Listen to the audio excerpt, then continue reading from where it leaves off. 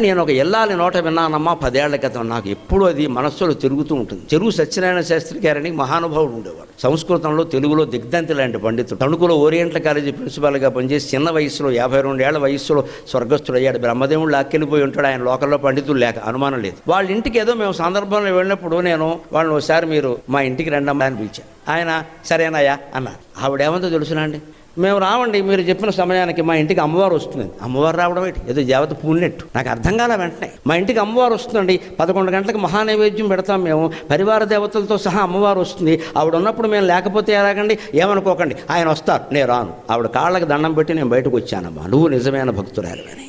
అమ్మవారు పరివార దేవతలతో సహా ఆ ఇంట్లో ఉందని ఆవిడ భావన చేస్తుంది. కాబట్టి నైవేద్యం సమయంలో నేను ఎక్కడికి రాను అని చెప్పింది ఆవిడ. ఆయన వస్తారు, కావాలంటే తీసుకెళ్ళండి, నేను రాను, ఏమనుకోకండి. లేదమ్మా, మీరు చేసే పని చాలా గొప్పది, మీలాంటి వాళ్ళని నమస్కారం చేసుకుంటే పుణ్యం మాకు బుద్ధి వస్తుందని వచ్చాను. అది భావన చెయ్యాలి.